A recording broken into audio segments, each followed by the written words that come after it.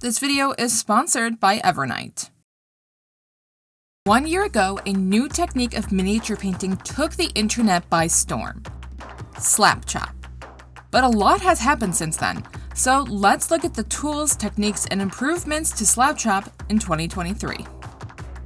Before we start painting, there are so many contrast speed paint type paints on the market. Which ones are the best? I did a whole video comparing every one-coat paint and personally found that Army Painter Speed Paint 2.0 is the best, with contrast paint coming in at a close second. And while they did send this box to me, if I didn't like it, I wouldn't talk about it. If you want to get into the nitty-gritty details of all my testing, check out this video here. I'm starting by basing this model in a near black purple. I'm painting this model following the original concept art, which is filled with rich purples and pinks. A purple base coat will add depth to our layers of pink and tie the model together as a whole, unifying it with a single interesting shadow color. Also, purple is just always the best shadow color. If you try it on your model, stick with deeper colors like purple, blue, red, and green. Think about the color scheme as a whole and what color would look best as a universal shadow color. A yellow speed paint would look far better over a green or red base than purple. But when in doubt, go dark blue. Let's dry brush. To keep my purple throughout my model, I'm using purple mixed with white to build up my zenithal. If you're worried your zenithal layers are pulling too vibrant for your slap chop, you can add gray or black to desaturate your color. Since this model is so large, I'm using more dry brush layers than is usually required for slap chop.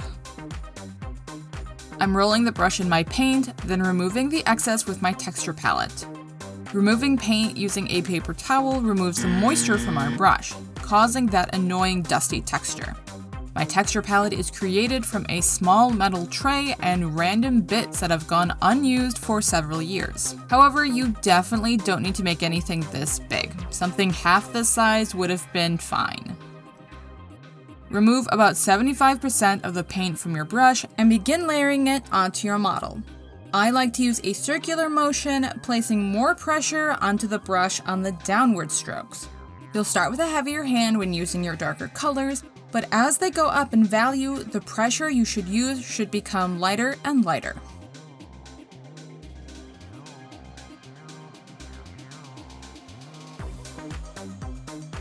Lastly, I'm going in with a brush and edge highlighting the most important areas of the model, focusing mostly on the face and lantern.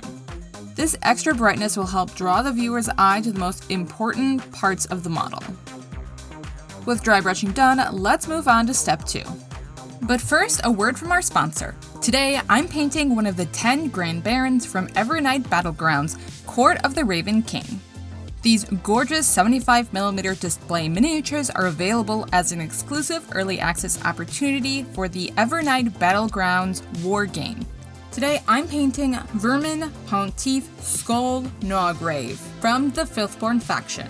Each model and faction is dripping with unique lore, the models are sculpted in exquisite detail, and include a step-by-step PDF to paint each model to ensure amazing results.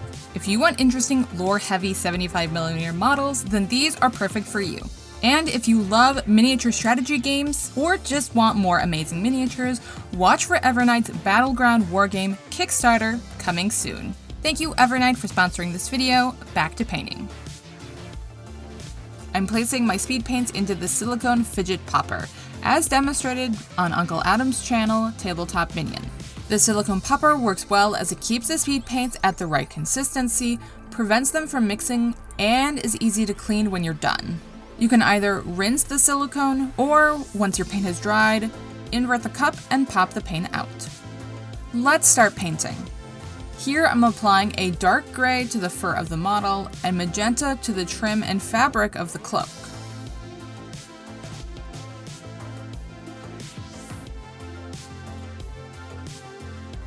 When applying your speed paint, there are a few things you need to remember.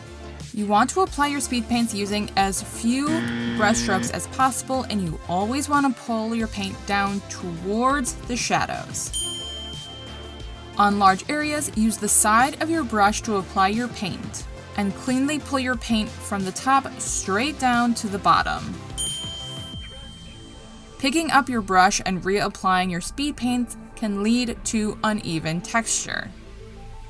So we want to go straight from the top, straight down, and then right next to it, making sure that our two applications of paint touch.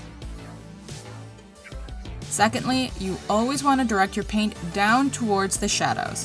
Wherever you pick your brush up from your model leaves an extra dollop of paint, so we want to use that to our advantage and make sure that extra intensity is left in the darkest areas of the model. If your colors start to pool unnaturally, you can take a damp brush and remove the excess paint by gently placing the brush into the puddle of paint. The paint will then get absorbed into the brush and you can remove it off to the side. But what if you want more from your slap chop? Of course, the goal of slap chop is to paint fast, but there are sometimes characters we want to look better than the rest. First, slap chop is not the best answer for everything. When painting areas like skin, the undertone from slap chop can make them look quite sickly or stark. Whether you've already applied your speed paint or just know that this area might look weird with the traditional slap top technique, it is never too late to paint a layer over top and then just do a wash.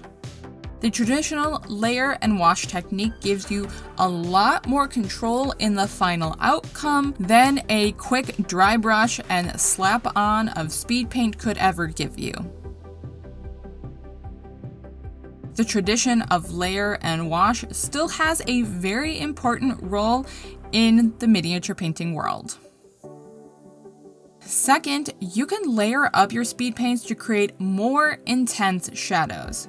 Here you can see how I'm placing my magenta over my yellow to give a slight non-metallic matte effect.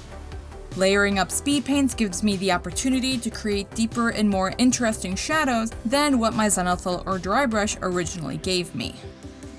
The most important thing about miniature painting is contrast. So while layering up these extra shadows did take some time, I think it was absolutely worth it. Thanks so much for watching this video. Thank you Evernight for sponsoring. You know what to do. Like, comment, subscribe. Go join me on Patreon. Thanks so much. I'll see you next time.